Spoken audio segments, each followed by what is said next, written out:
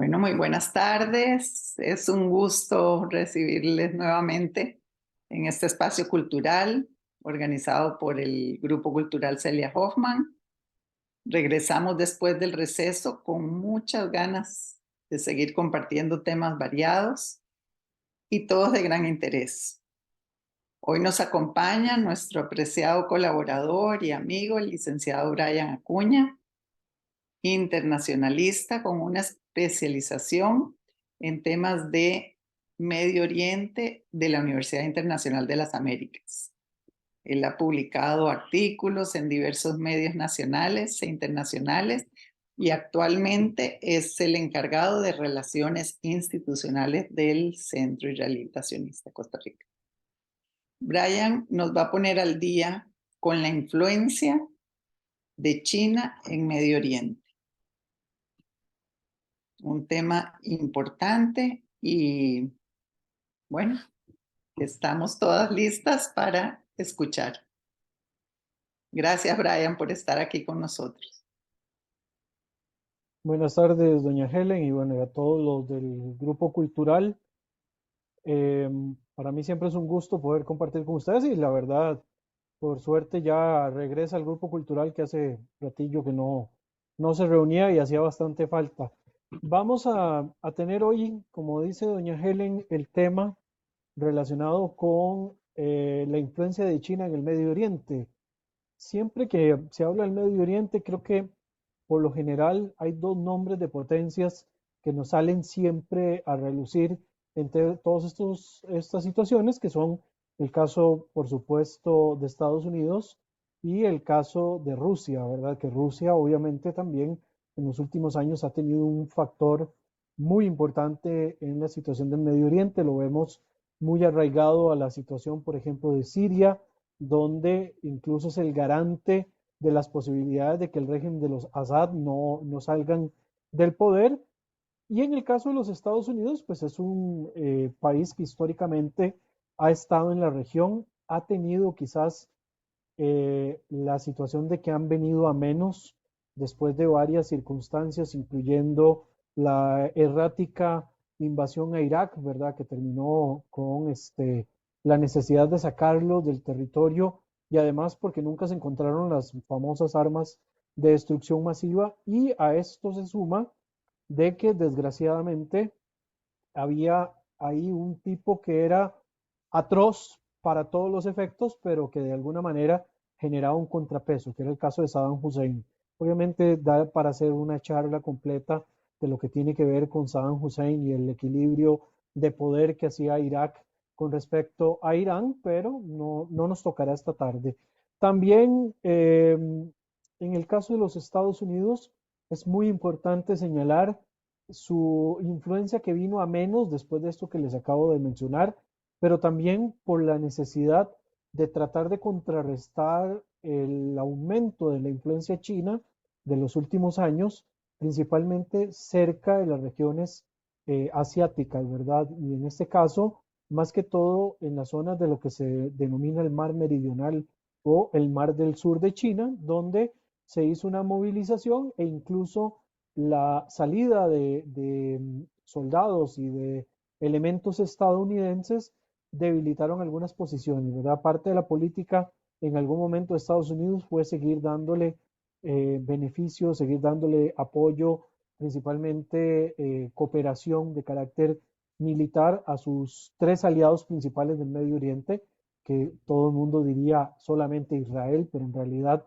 para Estados Unidos hay tres países que son fundamentales en la ecuación del Medio Oriente, que son Egipto, Arabia Saudita, que de hecho es el país que más ayuda y cooperación recibe por parte de los Estados Unidos, y el Estado de Israel. Y no crean que tampoco se trata de regalos, ¿verdad? Todo lo que se recibe se hace a cambio de compras también de implementos y de armamento que tienen también sello estadounidense. Hubo una merma en cuanto a la cantidad de efectivos durante la época de Obama, sigue mermando un poco, aunque se establece de una forma un poco más estratégica con la llegada del presidente Donald Trump, y en la época actual con el gobierno de Joe Biden, pues está también en una situación de disminución incluyendo en cuanto a la imagen de Estados Unidos dentro de la región del Medio Oriente. Y basado, digamos, en diferentes circunstancias, incluyendo el caos global hacia el cual nos hemos dirigido, aparece un actor que no era un actor ausente, pero que es un actor que gana mucho mayor prestigio dentro de la región del Medio Oriente, que es China.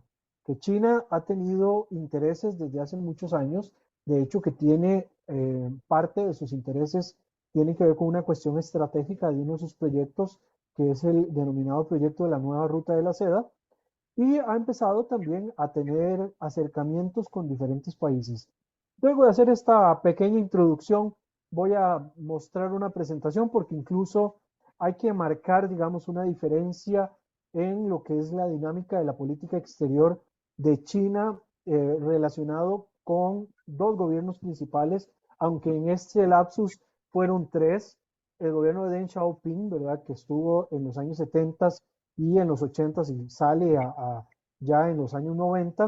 Luego vamos a tener el caso de Xi Jinping, que es el actual presidente, actual líder del Partido Comunista Chino, y en el medio está Hu Jintao, ¿verdad?, que también es una figura importante, pero que entre Deng Xiaoping y Xi Jinping creo que son los dos vectores más importantes en cuanto a la política exterior actual de China más marcados. Deng Xiaoping, de hecho, es una figura bastante importante que no se veía en China desde Mao Zedong, que es el padre, digamos, de la China moderna, por decirlo de algún modo, de la China comunista.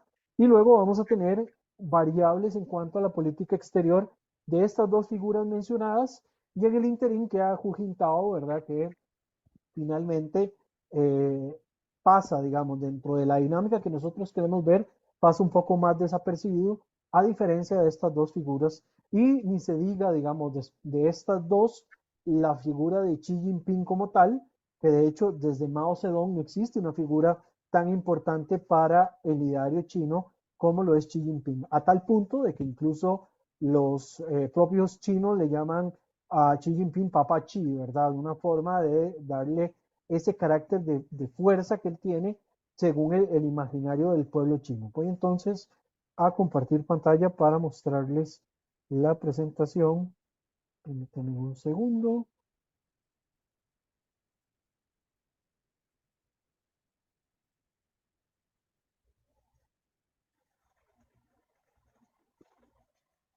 Acá.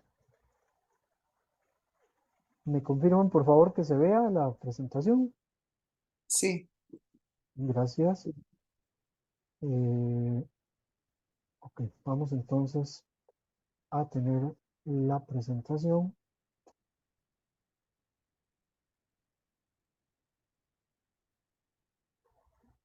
Muy bien, entonces tenemos, como decía en esta breve introducción, el salto de China en la geopolítica de Oriente Medio, la evolución de las relaciones chinas con los actores de la región. De hecho, hay diferentes tipos de relaciones que hay marcadas en esta zona y la imagen es bastante llamativa porque de alguna manera se ve Xi Jinping, ¿verdad?, en uno de sus tantos intereses, que es el de poder comprar petróleo. Recordemos que China es el principal consumidor de petróleo del mundo porque es la fábrica más grande que existe de manufacturas a nivel global, y la intención de China es, a través de sus inversiones, conseguir materias primas baratas para poder ellos producir todo su proyecto manufacturero, que tiene 2 años importantes de marcar. El año 2025, es decir, en un par de años, China quiere o ha querido convertirse en la principal fábrica del mundo, y en el año 2049, cuando se cumple el centenario de la Revolución China, quiere que China sea una de las potencias, o si no la potencia más importante a nivel global, con todos sus territorios unificados, ¿verdad? Por eso también se escuchan a cada rato tambores de guerra con el tema de Taiwán, y hay mucha presión internacional con respecto a esta situación. China tiene esos dos grandes proyectos. Hay un proyecto adicional que es el del año 2030, que es un proyecto más que todo global, que es el de los objetivos de desarrollo sostenible, donde China pues se ha querido también poner a la vanguardia como uno de los países promotores. Interesante porque pese a su naturaleza política asociada al socialismo o al comunismo, es un socialismo y un comunismo muy propio de China, ¿verdad? De hecho, incluso en algún momento China estuvo distanciada de la Unión Soviética, ¿verdad? Habían dos vertientes diferentes de lo que era el socialismo. El socialismo de la China comunista era un socialismo muy puertas cerradas, ¿verdad? Ahí el de la Unión Soviética era muy invasivo, muy expansionista, por decirlo de algún modo. Y ya posteriormente, cuando China toma la decisión de abrirse hacia el mundo, toma una medida un poco más globalizadora. De hecho, es como una mezcla, un híbrido entre lo que es un modelo económico muy de capital, ¿verdad? Y una situación social y de control todavía muy relacionada con este socialismo chino. Política exterior de China en la década de los 70 y de los 80, si me fui para adelante. Las características de esta política en la década de los 70 y 80 es el establecimiento diplomático con países como China, entre China y Estados Unidos, separación de la Unión Soviética, establecimiento de tres políticas de no injerencia, que de hecho las políticas de no injerencia siempre han sido una carta de presentación de China y sin embargo hemos visto que en los últimos años esta carta de presentación se ha hecho un poco menos presente porque la actual China está muy metida, ¿verdad?, dentro de los esquemas políticos de los diferentes países o lugares donde están teniendo influencia. La apertura de la economía, la promoción de un solo país, dos sistemas, que es el movimiento que se hizo mientras Hong Kong y Macao, ¿verdad?, que en algún momento fueron colonias bajo control de otros países, van volviendo de nuevo al redil chino. De hecho, hasta hace poco, la idea de un país, dos sistemas, se seguía aplicando a Hong Kong, ¿verdad? Después empezaron todas las restricciones por la búsqueda de China de unificar el modelo de una sola China. Y con el paso del tiempo, bueno, en primer lugar se vino toda la situación de la pandemia, etcétera, etcétera, y esto nos sacó un poco la atención de lo que estaba ocurriendo en Hong Kong, una población de Hong Kong que buscaba una parte, la independencia de China, y China, de una manera bastante represiva, pues logró someterlos. Digo logró porque no se volvió a escuchar nada de protestas en Hong Kong, por lo tanto es casi que de recibo pensar de que posiblemente ya fueron sometidos al control total de China. Ya Macao ya era un asunto resuelto. Hay otras regiones que están dentro de estas condiciones bastante considerables. El caso de Taiwán, la situación del Tíbet, la situación de los musulmanes de Xinjiang, que son los uiguríes, ¿verdad? Que muchos son de origen túrquico mongólico, que también es bastante importante en esta diferencia y esta necesidad de unificar China en un solo modelo. Estos eventos sientan las bases para la transformación de China en una potencia mundial en las próximas décadas. Hoy en este momento se mantenían muy puertas cerradas y es a partir de acá que empieza la evolución para abrirse un poco más. Los principales ejes de la política exterior china de los años 70 y 80, primero las relaciones sino-estadounidenses, luego las chino-soviéticas, hay una apertura económica, nuevamente sale a relucir la política de los tres no interferencias y la política de un país, dos sistemas sigue estando presente. Ese es el resumen de esta parte. En los 90, la política exterior se resume en relaciones con Estados Unidos todavía muy cordiales en este momento, hay mucha apertura. De hecho, incluso China empieza a buscar meterse en el rol de los organismos internacionales, ¿verdad? Hay aquí una alineación con la APEC a partir del año 91 y luego vamos a tener una China incorporada en la OMC, que en la Organización Mundial de Comercio, que era un pendiente para que China pudiera abrir sus mercados hacia el mundo, ¿verdad? Siempre se pensó en una China muy cerrada, muy restrictiva, y además los productos chinos se marcaron o se estereotiparon por muchos años como productos de mala calidad, ¿verdad? Productos que eran desechos o copias de otros productos. Esto ha ido evolucionando al punto de que en la época actual la manufactura china es de muy buena calidad en comparación, por ejemplo, con la manufactura europea o con la manufactura estadounidense, han subido muchísimo la calidad. Y nosotros incluso estamos inundados en la época actual de productos de origen chino, entre vehículos, teléfonos, de todo tipo, ¿verdad? De materiales que provienen directamente de China. Estamos cada vez como viendo ese efecto de que ha cambiado un poco el tema de la calidad con respecto a lo que tenían anteriormente. La política hacia Taiwán, que sigue viéndose como una provincia rebelde, incluso en la dinámica de los países a nivel internacional, Taiwán ha ido perdiendo reconocimiento internacional y esto ha sumado en parte de la diplomacia china hacia diferentes países para irle restando reconocimiento a Taiwán, al punto de que en la época actual es solamente un puñado de países los que lo reconocen y que tienen defensa por parte de los Estados Unidos por una ley relacionada con Taiwán, pero Estados Unidos como tal no reconocen a Taiwán como un ente independiente, ¿verdad?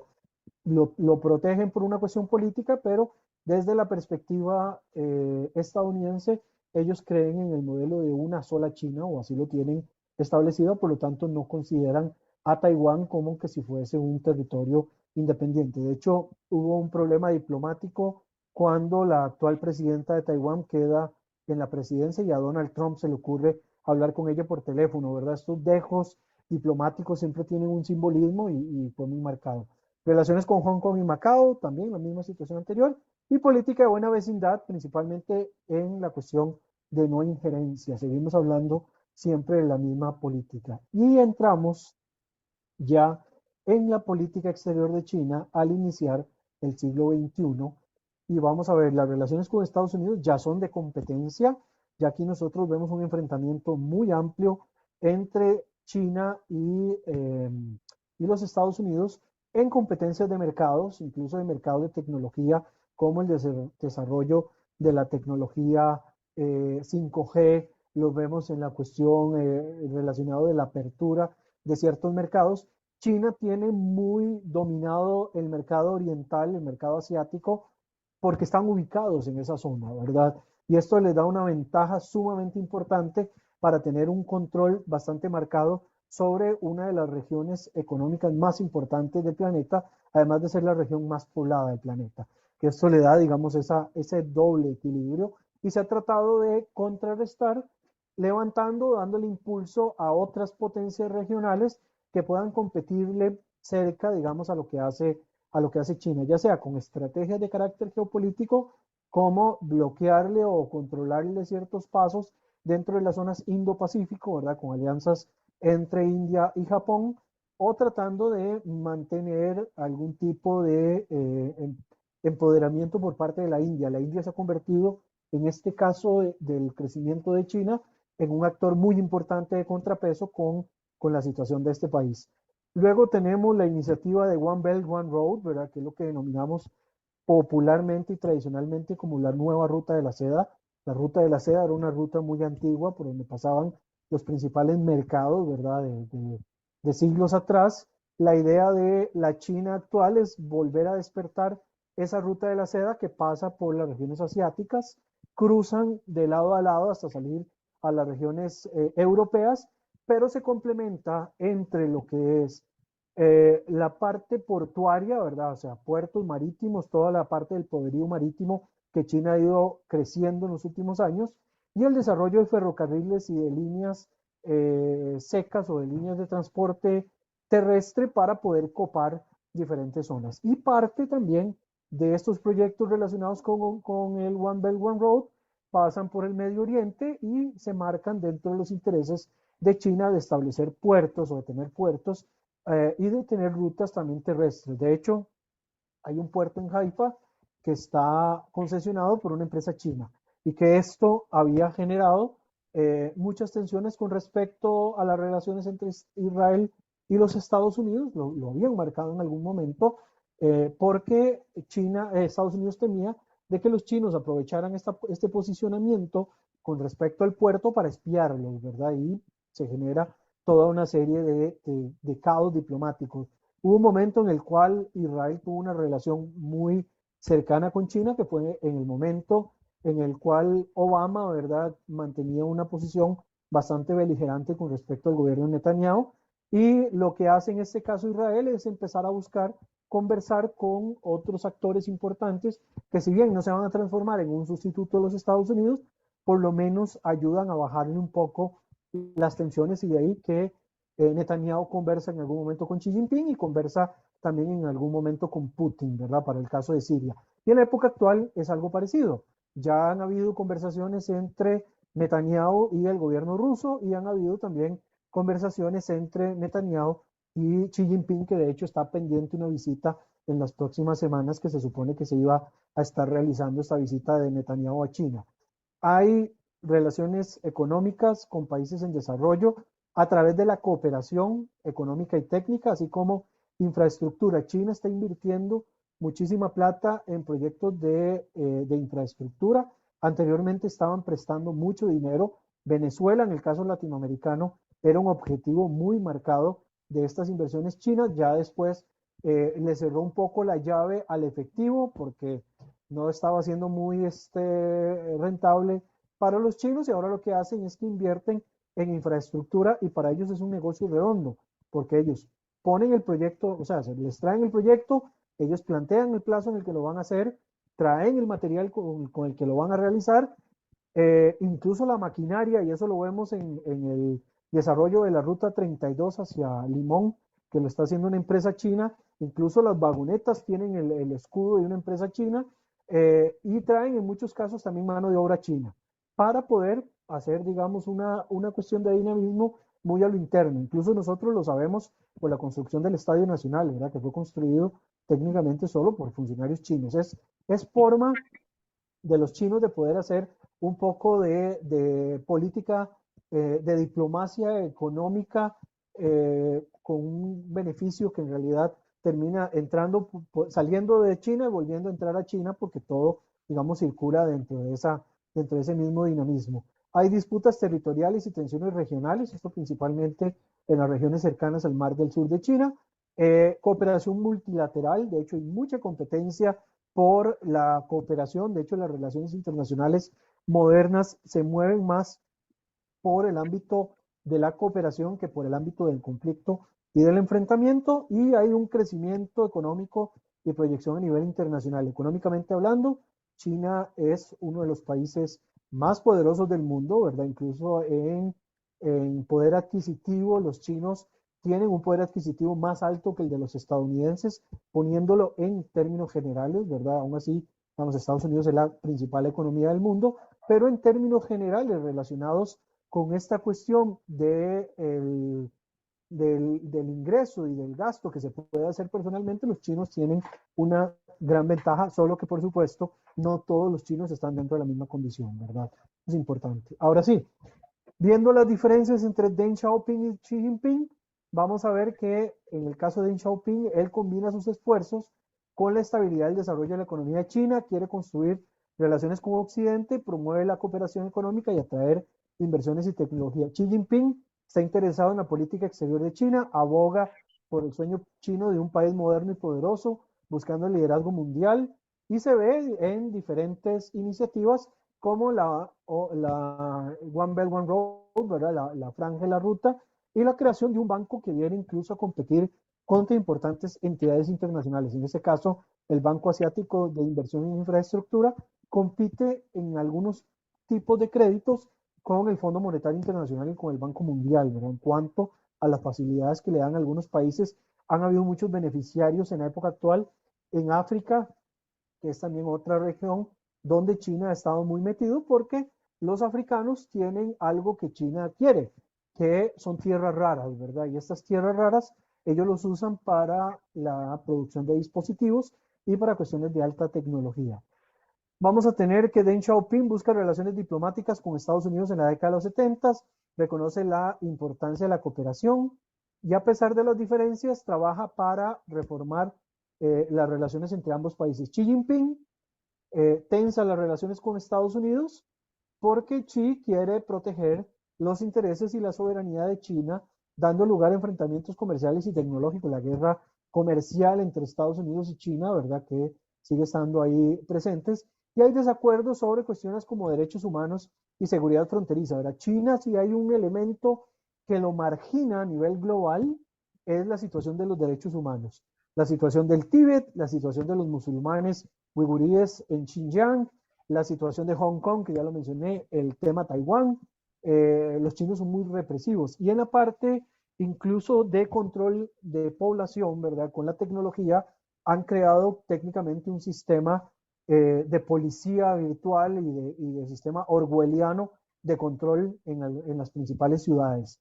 Entonces, todo este tipo de cuestiones a los chinos se les critica. Ojo, que Estados Unidos en este caso no es una perita en miel, ¿verdad? No estamos hablando de que no haya violaciones a los derechos humanos por parte de Estados Unidos, pero en el caso de China, la flagrancia que existe o la escalada de violaciones que hay contra grupos minoritarios es muy llamativo, ¿verdad? Tan llamativo que sale siempre a relucir cuando se le ve el tema del liderazgo a China y en especial en cuestiones laborales, en cuestiones también de trato con algunos otros grupos y demás. Deng sigue la política exterior en la región de Asia-Pacífico, se centra en el desarrollo económico y estabilidad regional, trata de mejorar las relaciones con vecinos como Japón y otros países. Xi busca fortalecer la influencia. Aquí vemos que por un lado es fortalecer la relación, en el caso de Xi es fortalecer la influencia en la región de Asia-Pacífico, especialmente a través de la iniciativa de la Ruta y la Seda. Siempre ha habido disputas regionales y conflictos con los países vecinos, especialmente en la región del Pacífico Sur.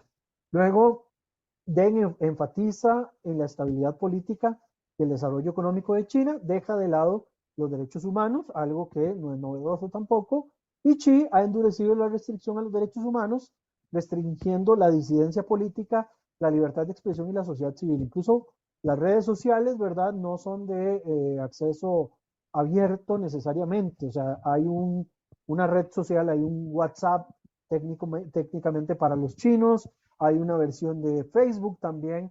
No es como que se pueda por la libre decir cosas del régimen sin recibir algún tipo de castigo, porque hay mucho control con respecto a este tipo de circunstancias. Deng enfatiza en asegurar la estabilidad internacional y el desarrollo de China, evita involucrarse en conflictos internacionales y en temas internacionales, el tema de no injerencia. Xi busca un mayor protagonismo de China en los asuntos multilaterales, alienta a China a unirse a organizaciones internacionales, fortalecer la cooperación en áreas como el cambio climático y la gobernanza internacional. De hecho, que firmaron un acuerdo para ver si al 2080 China podía convertirse en un país carbono neutral, ¿verdad? O sea, estamos hablando de entre muchísimos años, posiblemente no lo veamos muchos, así que es interesante ir viendo los planteamientos en cuanto a la evolución de este proyecto. Deng Xiaoping mantuvo una postura defensiva y trató de organizar el ejército chino para proteger su independencia y lealtad. Xi promueve una política integral de defensa nacional y desarrollo militar, hace hincapié en la necesidad de un ejército fuerte para salvaguardar los intereses internacionales y proteger la seguridad de China en la región y más allá. Ojo, China es de los pocos países con grandes ejércitos que no tiene presencias en el extranjero, ¿verdad? Eso es algo, bueno, no tiene muchas presencias en el extranjero. Esto ha cambiado en los últimos años porque hay algunas misiones de paz de China en África para asegurar algunas zonas de inestabilidad, principalmente de yihadismo. Pero esto nos demuestra de que China tiene un interés también en ampliar en la perspectiva militar por si en algún momento tiene que utilizarla o tiene que desarrollarla. De hecho, han implementado poder tener ya un sistema de aviación un poco más modernizado y están intentando también tener portaaviones. Uno no tiene portaaviones si no va a tener aviones en él y si no va a tener movilidad militar en él. Y generalmente los portaaviones se colocan en zonas estratégicas para poder controlar, digamos, no todo va a quedar concentrado dentro de las regiones del Mar del Sur, sino que posiblemente se muevan algunas posiciones para salvaguardar algunos intereses de China fuera de las regiones asiáticas. Deng alienta las discusiones técnicas y de bajo nivel, evita el debate público y también la confrontación, espera fortalecer las relaciones con diferentes países, aumenta la cooperación sin interferir. Xi se vuelve un negociador a través de una estrategia que ha sido muy criticada incluso entre liderazgos chinos, que se llama la estrategia diplomática de los lobos guerreros o de los guerreros lobo. De hecho, creo que tengo un pequeño video ahí que les voy a poner para que lo vean de qué se trata, que es una forma muy controvertida de proteger los intereses de China, especialmente cuando se trata de cuestiones de soberanía nacional y seguridad nacional. Técnicamente, la estrategia del lobo guerrero es increpar a aquellos opositores al régimen de China. De hecho, el propio Xi Jinping ha tenido enfrentamientos o careos en reuniones multilaterales, por ejemplo, con el primer ministro Trudeau de Canadá, tuvo un careo muy fuerte y han tenido ministros de Relaciones Exteriores que va muy asociado a esta diplomacia. Muchos embajadores aplican la estrategia del lobo guerrero, ¿verdad?, para poder desarrollar su forma de manifestarse en la parte diplomática. Acá tengo ese breve video, no sé cuánto dura, si dura mucho y no lo voy a desarrollar, dura casi 5 minutos, no lo voy a pasar, se los voy a compartir para que doña Helen se los pase por mensaje para que no me quite mucho tiempo, pero técnicamente lo que dice la estrategia de la diplomacia del lobo guerrero es eso, ¿verdad? Ser un poco más agresivo, ser menos condescendiente con algunas posiciones y ser muy, muy enfático en cuestiones de beneficio con respecto a China. Yo se los voy a compartir porque sí me parece importante, pero no lo voy a pasar acá. Ahora bien, entrando en la situación de China en el Medio Oriente, hago un pequeño paréntesis histórico antes de entrar en el dinamismo actual. La historia de China en el Medio Oriente dice que los grandes gobernantes de China, que anteriormente eran, ¿verdad?, dinastías y diferentes imperios y demás, líderes imperiales y con diferentes grupos y demás. La dinastía Tang dice que en el siglo VII mantiene importantes relaciones comerciales con los países musulmanes, árabes y persas. Según estas historias, unos 20 años después de la muerte del profeta Mohammed, Uthman ibn Affan, ¿verdad?, uno de los califas o de los 4 Rashidun principales del Islam, envía una misión al emperador Gaozong de la dinastía Tang, dirigida por Saad ibn Affan y Saad ibn Abi Waqqas, que era el orador del profeta. Y que por cierto, en esta parte es importante mencionar que cuando se enviaban este tipo de delegaciones, eran delegaciones que cumplían con un rol diplomático, pero al mismo tiempo también con un rol religioso, ¿verdad? Entonces vemos que ya desde el siglo VII, que es el siglo en el que aparece el Islam, ya hay una conexión entre musulmanes y pueblos chinos o dinastías chinas importantes de la época. Conocida como la Ruta de la Seda, la dinastía Tang introduce asentamientos musulmanes en ese momento y para mantener el contacto con los musulmanes llega a tener una gran cantidad de empresarios árabes y persas en sus relaciones. Por la ruta anterior y el puerto de Guangzhou a China, en el siglo VIII, China construye su primera mezquita, que es la gran mezquita de Xi'an, y a partir de ahí vemos esos primeros acercamientos entre el mundo islámico y el mundo chino. China es el principal consumidor de petróleo para la industria, como gran fabricante del mundo, ¿verdad?, empresa manufacturera que quiere ser los principales a nivel global. A menos el 40% de las importaciones de crudo realizadas por este país proviene de Oriente Próximo, principalmente Arabia Saudita. Y acá hago un paréntesis porque Arabia Saudita es uno de los 3 grandes aliados de Estados Unidos en la región y ha sido uno de los grandes descuidos de Estados Unidos dentro de la región. Se ha dejado de lado un poco la relación, principalmente con el príncipe heredero, con Mohammed bin Salman, y se ha generado un cisma, una separación entre los Estados Unidos y Arabia Saudita, y esto ha llevado a que Arabia Saudita coquetee con China y tenga a China como su principal socio comercial en la época actual, y no solo en temas petroleros, sino incluso en cuestiones relacionadas con alta tecnología, plantas de Huawei que se están asentando ahora en Arabia Saudita y otros proyectos, porque también Arabia Saudita está en un proceso de diversificación económica que es parte de su plan, que es el proyecto 2030, Agenda 2030, en este caso o Visión 2030 más bien, de los países del Golfo, ¿verdad? Que están intentando también tener un poco más de diversificación y de dinamismo.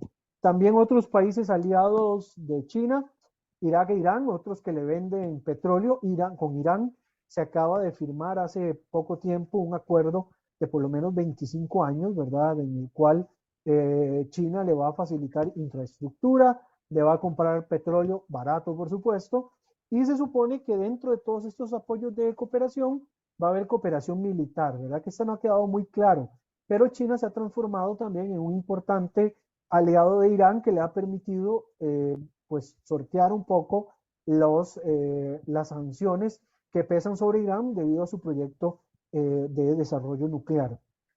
Solamente en el caso saudita, en junio del año 2020, se reportó un repunte de las exportaciones de crudo, la potencia global de 15%, enviando aproximadamente 7,98 millones de toneladas en ese mes, como lo reportó Monitor de Oriente, que es una página de capital catarí, así que no es una página, digamos, que uno diga occidental, ¿verdad? Sino todo lo contrario. Los intereses de China en la región trascienden el poder cultural, económico, político e intelectual. China ha firmado acuerdos de cooperación técnica con muchos países de Oriente Medio. Esto no es nuevo. China ha desarrollado vínculos con varias organizaciones en los últimos años, incluido el Foro Estratégico del Consejo de Cooperación del Golfo, ¿verdad? Que es uno de los países de las regiones, digamos, más importantes económicamente hablando, incluso si lo vemos en su vínculo con Arabia Saudita y con los países del Golfo, del mundo árabe, complementado con sus relaciones con Irán, que es del Golfo, pero de la zona persa, por decirlo así, China se ha asegurado tener acceso a petróleo a ambos lados del Golfo y esto le permite incluso tener una salida bastante importante de petróleo, que generalmente el petróleo sale por el estrecho de Hormuz y de Hormuz se moviliza hacia regiones asiáticas en un puerto que tiene China concesionado en Pakistán y de Pakistán se moviliza hacia otras regiones. También el Foro de Cooperación China-Árabe del año 2004, que lo ha llevado, digamos, a gestionar los intereses y políticas nacionales. Las iniciativas diplomáticas recientes de China demuestran la profunda inversión de Beijing en continuar desarrollando las relaciones con países de Medio Oriente. En el 2022 celebra su primera cumbre China-Estados Árabes y su primera cumbre con los países del Golfo, mostrando su compromiso de fomentar asociaciones estratégicas en la región y promover el desarrollo económico más allá de sus intereses tradicionales, que son energéticos. China incrementa su comercio con la región. En el 2020 reemplaza a la Unión Europea como el mayor socio comercial del Consejo de Cooperación del Golfo. Además, es ahora Arabia Saudita el mayor socio comercial no petrolero. China es el mayor socio comercial de Arabia Saudita en el mundo no petrolero, incluso, digamos, de los Emiratos Árabes Unidos a nivel mundial. Y los Emiratos Árabes van a seguir siendo el segundo socio comercial más importante de China. Al mismo tiempo, un TLC con los miembros del Consejo de Cooperación ha ocupado un lugar destacado en la lista de agenda diplomática por parte de China. Vemos que quieren ir más allá que solo la parte de energética, que es lo que siempre se señala cuando se habla de este tema. Beijing ha ampliado sus empresas de inversión en el Medio Oriente a través del proyecto de la Franja y la Ruta, donde están tratando de meterse con infraestructura o con concesión, tanto dentro de los países del Golfo como otros países del Medio Oriente y en el norte de África, que también están tratando de desarrollar. Hay un proyecto muy interesante, ya saliéndome del Golfo y yéndome más hacia las zonas de África, hay un proyecto bastante interesante de China para desarrollar un ferrocarril que va desde Sudán hasta el puerto de Alejandría, si no me equivoco, en Egipto. Y bueno, obviamente la situación interna de Sudán pues ha hecho que esto se atrase, pero esta idea es tener una vía de salida terrestre para el petróleo sudanés, que tanto Sudán, la República de Sudán como Sudán del Sur tienen petróleo. La idea es que como no tienen una salida hacia el mar importante, poder facilitarlo a través de un canal seco y empezar a desarrollarlo por las vías de ferrocarril. Además, esto conecta con otros proyectos de infraestructura ferroviaria que hay dentro de las regiones africanas y que puede, digamos, beneficiar todavía mucho más a China. Interesante en la parte de concesiones, porque los Emiratos Árabes y Arabia Saudita, principalmente Emiratos Árabes, también buscan concesionar puertos para poder tener ellos un poco más de control en algunas vías económicas. De hecho, acá en Costa Rica se mostró algún interés por parte de países del Golfo de concesionar Puerto Caldera, que es el puerto que tenemos nosotros en el Pacífico más importante y que ya algunos capitales árabes se han ofrecido poder administrarlo. En el 2022, los países de Medio Oriente amplían su cooperación con China, reciben el 23% de la participación relacionado con el One Belt One Road frente al 16,5% del año anterior. China ha invertido en el Red Sea Gateway Terminal, una empresa con un fondo de inversión con Arabia Saudita para desarrollar una terminal en el puerto islámico de Jeddah, que este es el que va a salir, si no me equivoco, en las zonas cercanas al Mar Rojo y de ahí después tiene una salida hacia el canal de Suez y tener una operación portuaria bastante importante en esta zona. Irak fue el principal receptor de la financiación del One Belt One Road, por eso se habla del Red Sea Gateway Terminal, para proyectos de infraestructura con 10.500 millones de dólares. China busca invertir en proyectos en la región autónoma del Kurdistán, que para mí esto es una novedad de que los chinos se metan dentro de las regiones kurdas, en este caso en el norte de Irak, pero no es accidental, porque las regiones kurdas dentro del Medio Oriente son las regiones más ricas en petróleo, ¿verdad? También es una de las tantas razones por las cuales los kurdos no se logran independizar. Porque sería darle un batucazo a la economía de Irak, Turquía, Siria, Irán, en algunos sectores, que son las zonas donde está las plataformas o las infraestructuras de petróleo más importantes.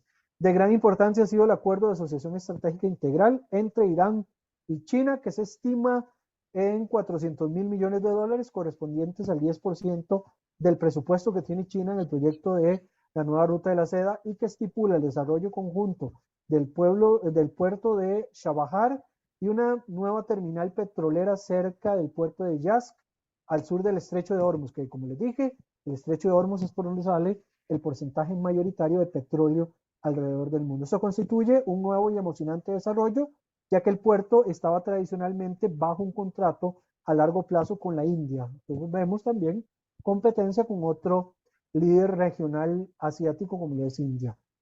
Acá está el informe de las inversiones del One Belt One Road, ¿verdad? Del 2021 y los diferentes países con los que hubo, digamos, esta inversiones mayoritarias. Vemos que en la línea superior, bueno, está el oeste asiático y después ahí la línea que le sigue está el este asiático y África subsahariana. Luego está las regiones de Sudamérica y Norteamérica, ¿verdad? Que es como, que está como en el medio. Es así marcado, digamos, la mayoría. De hecho, que el mundo del Medio Oriente, dice acá que el Medio Oriente árabe y el norte de África, un 28,5% de las inversiones en cooperación relacionadas con la nueva ruta de la seda. China y Arabia Saudita, que ya mencioné una parte, pero acá podemos volver a retomar.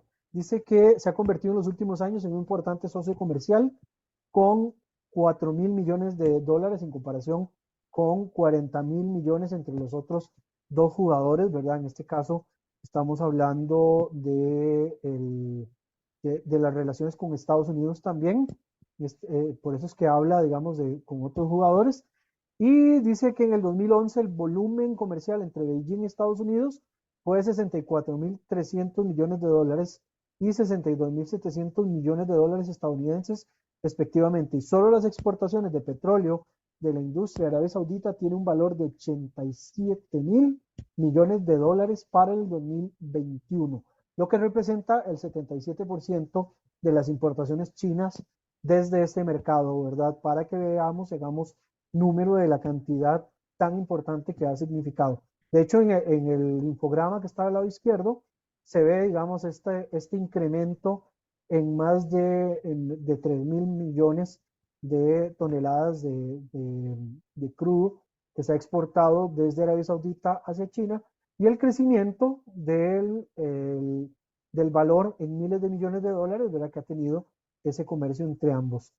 Hubo hace poco también una conferencia entre Arabia Saudita y China, entre el mundo árabe y China en Arabia Saudita, que se firmaron una serie de acuerdos, se firmaron 30 acuerdos. De hecho, en algún momento quería hacer un resumen de los 30 acuerdos, pero eran demasiado amplios.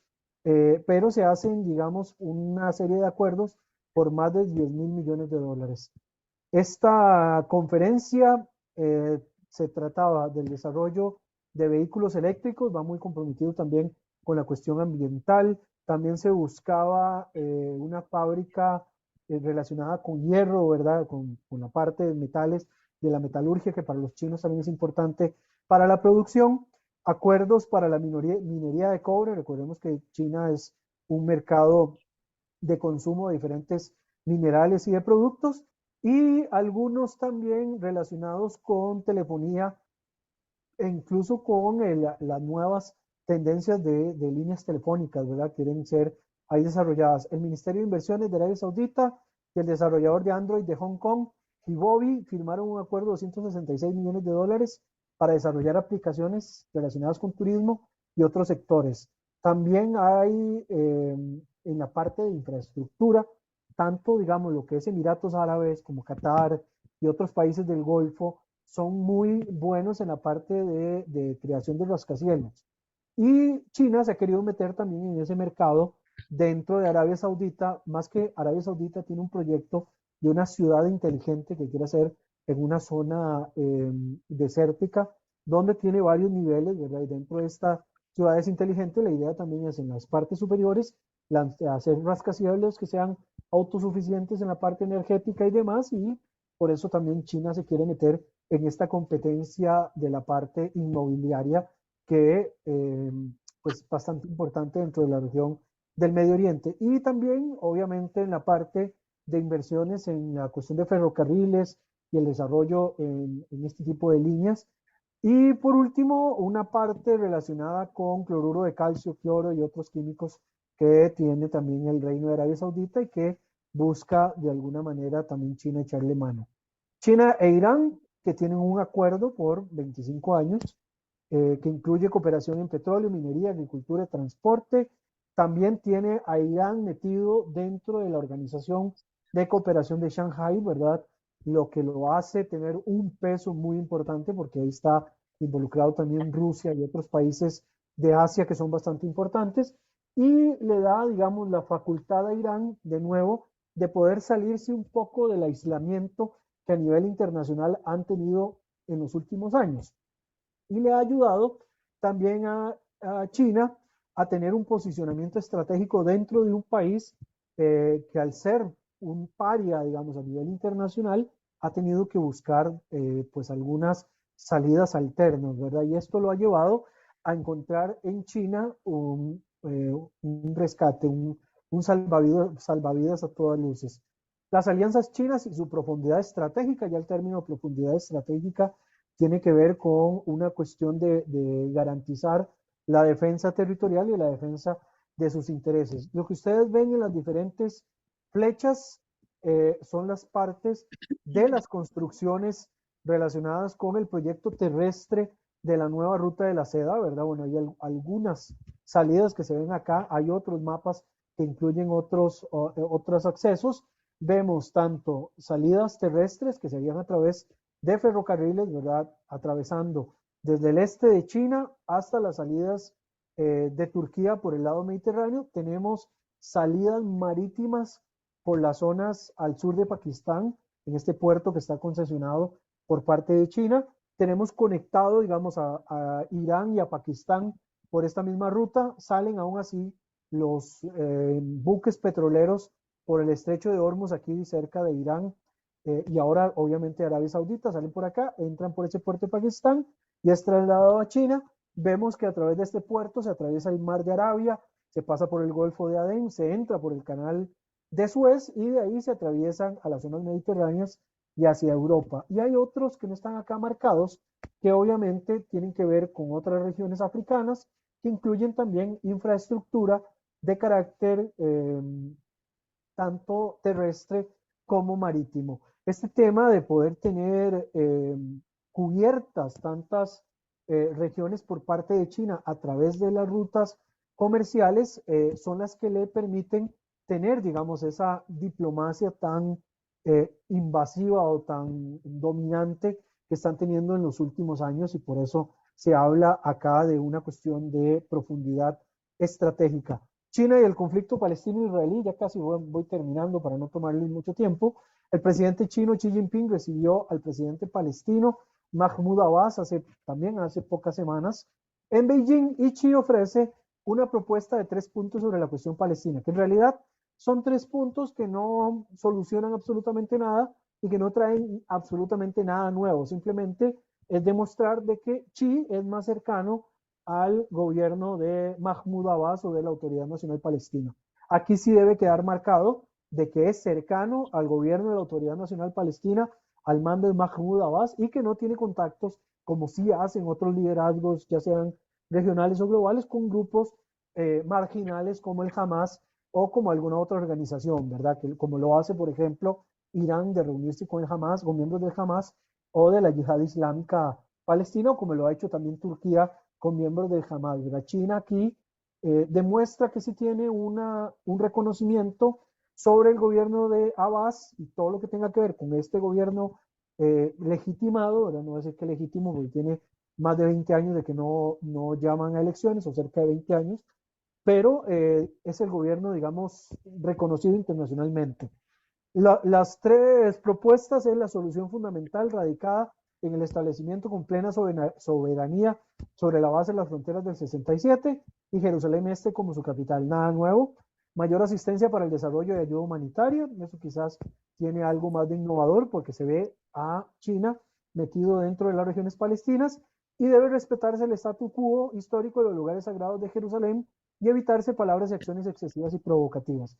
De hecho, en esta parte de mayor asistencia para el desarrollo y ayuda humanitaria, ha habido, digamos, comercio entre China y Palestina, ¿verdad? Recordemos que algunos países reconocen a Palestina como un estado independiente desde el año 2012, incluyendo Costa Rica, y pues tienen comercio con este territorio y tienen una serie de intercambios comerciales. Lo importante, digamos, con respecto al tema de China con Palestina, y que también es importante con el tema de Israel, es que parte de las rutas que se quieren hacer, también China ha propuesto, digamos, crear un sistema ferroviario que pase desde las zonas que vimos de las salidas de Eilat hasta las salidas del puerto de Haifa, una conexión tanto terrestre como marítima, ¿verdad? O sea, Eilat y Haifa, las partes marítimas, y en el medio una parte terrestre ferroviaria que conecte también zonas palestinas y zonas israelíes, lo que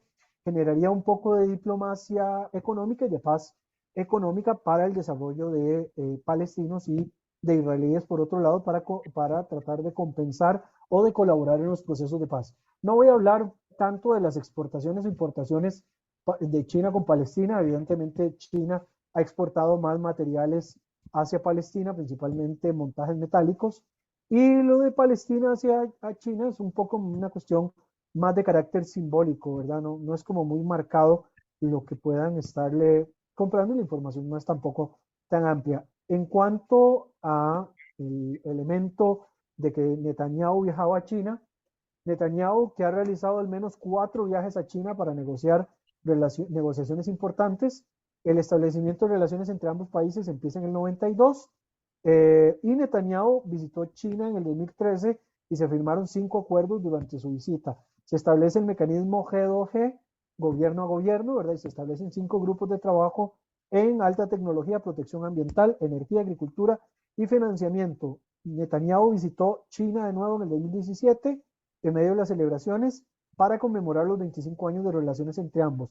En la parte de tecnología están comprometidos a negociar en cualquier tema, menos en temas de seguridad y de cuestiones de ciberespionaje y demás. Esto por un acuerdo con Estados Unidos para evitar que puedan haber filtraciones que afecten a los Estados Unidos. Entre China e Israel sí hay, digamos, un vínculo comercial quizás más marcado que con Palestina, evidentemente por las circunstancias tanto políticas como estructurales, y en la última década Israel ha logrado abrir el mercado chino para empresas israelíes sin romper sus vínculos con Estados Unidos. Las relaciones con China reflejan una tendencia compleja. Un análisis de datos económicos muestran que el volumen aumenta constantemente. Por otro lado, también la cuestión de las inversiones chinas en Israel, y bueno, después habla de que han disminuido, ¿verdad? Posteriormente. Esto del tema de las inversiones que disminuyen tienen que ver mucho con la cuestión de la presión por parte de los Estados Unidos, ¿verdad? Por eso es que se da, digamos, un pico de crecimiento hasta cierto momento y ya luego empieza una disminución y se lo lleva a otros mercados, incluyendo el tema de Arabia Saudita, que está ahora en boga, ¿verdad? Bastante marcado. Esto es una información directamente del Instituto Nacional para la Seguridad de Israel, ¿verdad? Donde tomé yo la información. Y el comercio, bueno, ha tenido un mercado nada despreciable, ¿verdad? En el 2020 habían estado, vamos a ver aquí, el comercio anual hasta noviembre del 2022 se acercó al alcance del comercio con los Estados Unidos, que fue de 19 mil millones de dólares y 20 mil millones de dólares respectivamente, y la mitad del volumen del comercio con Europa, pero en el campo de los servicios de Israel, las exportaciones a China son solamente un 1% de las exportaciones a Estados Unidos, que son mucho más elevadas. La participación de China en proyectos de infraestructura alcanza su punto máximo en 2019. Las empresas chinas pierden varias licitaciones, incluyendo una ferroviaria que pierden por presiones de los Estados Unidos, dejan por fuera una empresa china por presión, ¿verdad? Para evitar de que este acercamiento también fortalezca todavía mucho más la posición de China dentro de la zona. Los vuelos y el turismo fueron limitados durante años y ahora se están renovando con cautela, ¿verdad? Bueno, estos son los años de la pandemia. Israel-Palestina, la iniciativa de la Franja de la Ruta, ahí lo vi, lo mencioné hace un rato, algunas salidas marítimas, ¿verdad? Que puedan llegar a Djibouti, que China tiene un puerto en Djibouti, así como otras potencias, de ahí que puedan llegar hasta Eilat, y de Eilat a través de rutas más que todo terrestres y posteriormente marítimas otra vez, se llega a las zonas de Grecia, Turquía, Nápoles y otras regiones eh, europeas, e incluso un poco en regiones africanas, porque se ve ahí el puerto de Alejandría en Egipto. Estos serían, digamos, los corredores según este planteamiento. Y luego había un artículo que salió unos días atrás, que incluso lo publicó Aurora, que hablaba de que si podía servir China como un referente para solucionar el conflicto entre palestinos e israelíes, y decía que sí, en términos generales, pero que debía de cambiar un poco su política, que está muy favorable a las posiciones palestinas, y tratar de buscar una posición un poco más neutral y un poco menos de beligerancia con respecto a Israel, ¿verdad? Más que todo en ámbito de foros internacionales como Naciones Unidas y otros similares. Impulsos y riesgos de las relaciones chinas en Medio Oriente, bueno, el tema de la tecnología digital, que es una fuerte competencia con respecto a los propios Estados Unidos, y esto se ve muy marcado. La cuestión de la diplomacia, que ha ido creciendo con el paso del tiempo y que le ha marcado a China importantes mejoras en las relaciones con algunos países, incluyendo países aliados de Estados Unidos, y le ha quitado un poco la atención y el poder que Estados Unidos tiene sobre estos, aunque por supuesto no es un distanciamiento tan marcado, sino que es cauteloso, pero sí es de tomar importancia y de llamar, digamos, poderosamente la atención. También es importante el crecimiento en la parte diplomática de la venta de armas por parte de China hacia algunos países dentro de la región. Aún así se habla, por ejemplo, de que hay países como Arabia Saudita, que sigue teniendo el mercado estadounidense como principal, pues, el que le envía principalmente armas a Arabia Saudita, que China no va a crecer tanto en esta parte, pero conforme va pasando el tiempo, este beneficio de desarrollo armamentista de origen chino, incluso, digamos, aviación, defensa, componentes para sistemas de defensa y demás, pueden ir creciendo, digamos, de origen chino. China ha desarrollado poder blando en la región a través de una serie de iniciativas humanitarias, y también, obviamente, a través de iniciativas económicas como la nueva ruta de la seda. Afectaciones para los intereses de Estados Unidos. Bueno, hemos visto el coqueteo con diferentes países, incluyendo países aliados de Estados Unidos. Van a necesitar, digamos, recomponer algunas de esas relaciones para no verse demasiado afectados o tratar de vivir en un equilibrio con respecto a este coqueteo que le hace China a diferentes países dentro de la región. Solo mencioné algunos, pero incluso Egipto, que se ve por ahí marcado, otros países del Golfo que se ven también tentados por los capitales chinos, podrían verse por ahí también en algún momento alejándose de la política general de los Estados Unidos. China, bueno, logró los últimos ya acontecimientos importantes, logró un acuerdo entre Arabia Saudita e Irán, que siguen siendo enemigos, pero al lograr este acercamiento se beneficia China y baja las tensiones con respecto a Irán y Arabia Saudita, ¿verdad? Que han venido escalando en los últimos tiempos.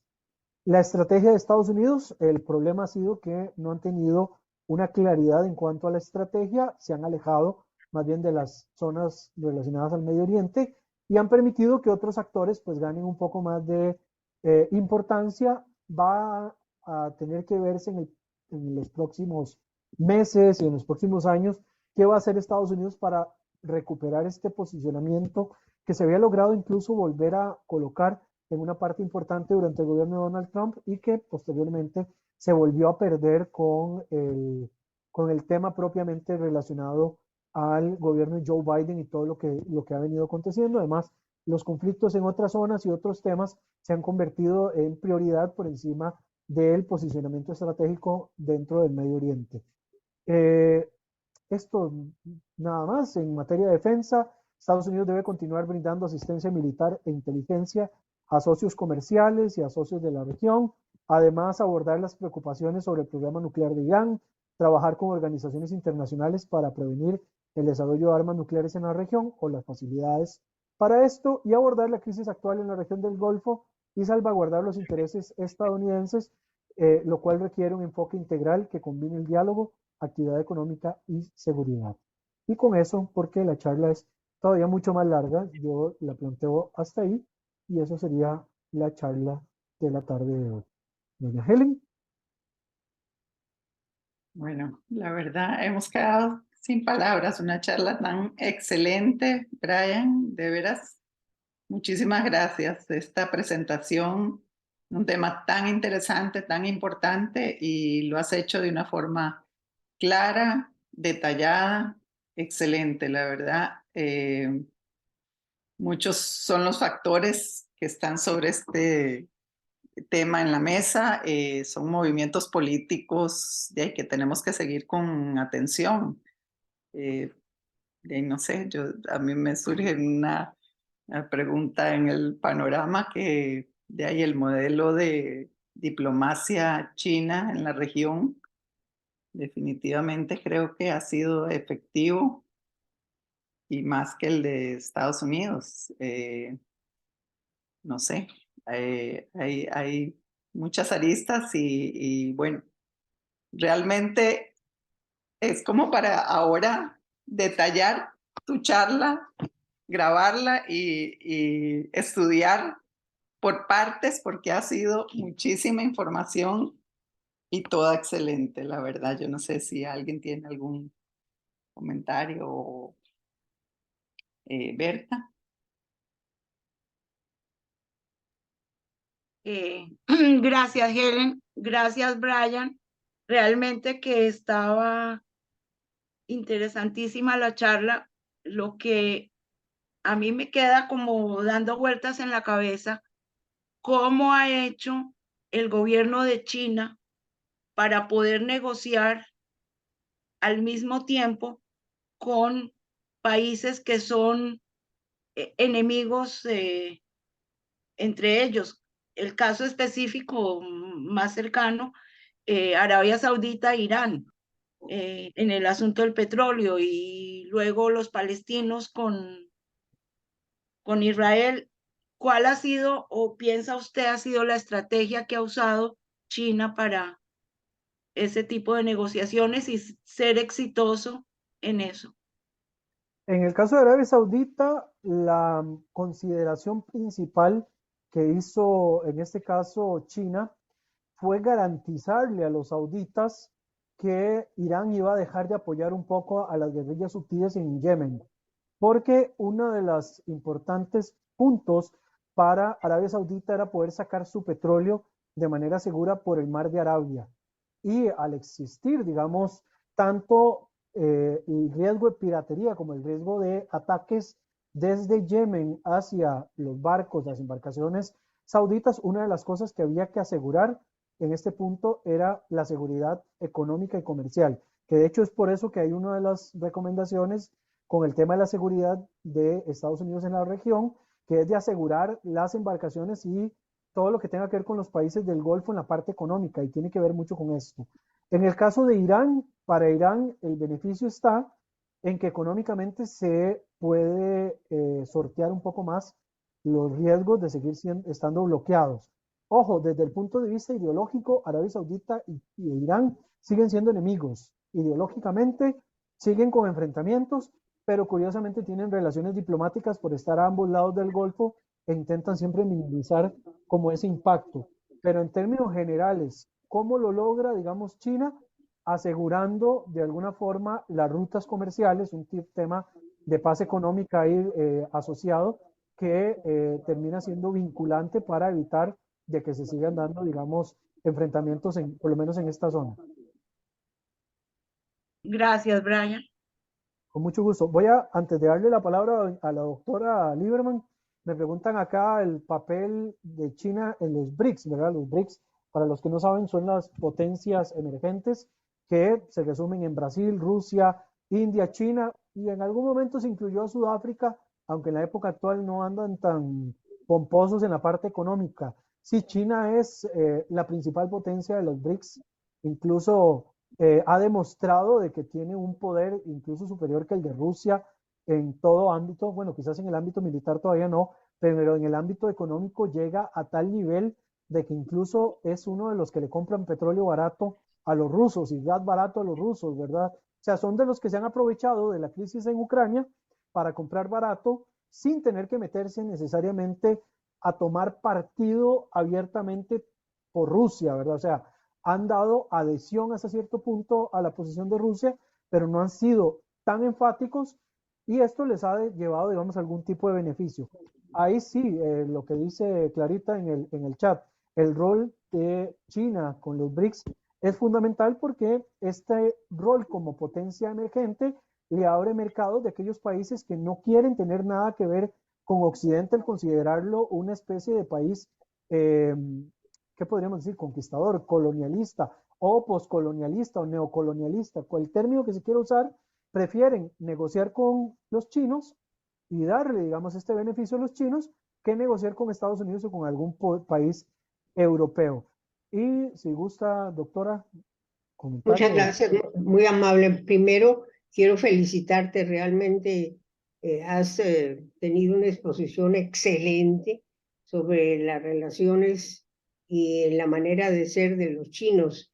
Yo tuve la oportunidad de ser invitada y conozco los salarios a los empleados de las empresas son mínimos, o sea, no es un salario como podemos tener ahorita, ¿verdad? Un salario son realmente mínimos y eso hace que los productos puedan venderlos muy baratos. Y eso es una cosa competitiva que los Estados Unidos no puede tener ese factor que tiene China, ¿verdad? Tienen muchísima población, les sobra la población por todos lados y por eso consiguen material humano por nada. Es cierto que hay ahorita, por primera vez, se han desarrollado un grupo de chinos millonarios, pero es mínimo junto a la población general. Y eso es uno de los, digo, factores positivos económicos, aunque desgraciados socialmente, pues que tiene China y no hay otro en ninguna otra parte. Eso, y el chino no le importa. Yo cuando hablaba con ellos y les decía yo, ¿pero por qué? No, eso no tiene ninguna importancia. Que se acomode como pueda con eso. Esa es tienen una sensibilidad social, una humanidad totalmente diferente a la que tenemos nosotros en esta parte de por acá. Por eso es que es muy difícil económicamente aún los Estados Unidos. Vea los salarios de los Estados Unidos y vea los salarios de China. No pueden competir por ningún motivo. Al nivel de los carros. Ve los carros. ¿Dónde puedes comprar tú un carro chino? Y ahí te cuesta $20,000, $25,000, un carrazo. Ve y compra un carro en los Estados Unidos, verás cuál es el precio que tienen ellos. Entonces, lógicamente, eso hace que económicamente sea una potencia muy difícil de superar. Y ahí, fíjense, la cantidad de gente que son los chinos, y este Xiaoping, el jefe, él nada más los ve, y ellos ni abren la boca. Ah, sí, se acabó. ¿Ya? Son muy seguidores de las órdenes. Así es. Y eso no pasa en otras partes del mundo. Vea los Estados Unidos, vea aquí en Costa Rica. Aquí das una orden y salen 10 en contra. Bueno, eso les quería comentar, es una manera de ser de los chinos, y eso, claro, económicamente los está haciendo crecer y se volvieron muy competitivos, pero yo prefiero vivir aquí. Bueno, gracias, doña Gracias, Clarita. doctora. Gracias. Otro comentario o pregunta que hacen en el chat, doña Cira, que tiene entendido que Arabia Saudita e Irán quieren tener el dominio del estrecho de Hormuz para mantener el liderazgo entre los países musulmanes. Bueno, el estrecho de Hormuz es una salida, ¿verdad?, de la zona petrolera. Económicamente es súper importante, y China, más que lo que quiere, es tener salida de petróleo fácil, ¿verdad?, para los chinos, ya sea porque tengan, no sé, concesión de un puerto o porque logren tener buenas relaciones con ambos. Pero es definitivamente el estrecho de Hormuz funciona para eso, en la parte de recursos estratégicos. En cuanto al liderazgo entre los países musulmanes, el enfrentamiento es desde diferentes vertientes. Por lo tanto, no solamente este, sino todos los temas que se salgan de la parte económica, como estamos, son los que mantienen un constante choque entre chinos y entre saudíes e iraníes, ¿verdad? Que ya solo hablar de ese roce, de ese enfrentamiento, nos llevaría pues varios charlas diferentes, poder comentarlas. Ahí la última pregunta que vi, que es si sería posible hablar de esa moneda que lanzan ellos apoyados en una estrategia para debilitar la economía estadounidense. Un poco complicado poder mencionarlo en pocos minutos, ¿verdad? Pero es una cuestión de competencia que en la actualidad, más que tratar de generar como bandos parecido a la época de la Guerra Fría, lo que se hace es a través del multilateralismo generar alianzas. Y por eso es que vemos tanta competencia y tanto llamado entre países que son potencias occidentales y países emergentes. Y siempre vemos ahora como esa diferencia de choque entre las potencias occidentales y las potencias emergentes, ¿verdad? En realidad es una cuestión más asociada a la multilateralidad, que incluso más que competir por adueñarse del mundo en su totalidad, podría ser una competencia para repartírselo en tajadas diferentes, ¿verdad? En un interés completamente distinto. Estamos en una dinámica muy diferente al de la época de la Guerra Fría. Ni siquiera vivimos en un mundo bipolar, o sea, vivimos en un mundo tan variado en la cantidad de agentes que existen, que difícilmente podamos pensar, digamos, en una única fuerza, sino que tendríamos que pensar en bloques que se manejan entre sí para tratar de tener el dominio sobre diferentes regiones y sobre el mundo en la parte de influencia. Doña Helen. Bueno, yo creo que de verdad, muchísimas gracias nuevamente, Brian, por esta brillante exposición. Gracias a todos los que nos han acompañado esta tarde, y bueno, esperamos seguir con nuestro programa de charlas y actividades en este semestre. Que estén todos muy bien y hasta la próxima. Muchas gracias, buenas noches a todos. Gracias a todos. Buenas noches.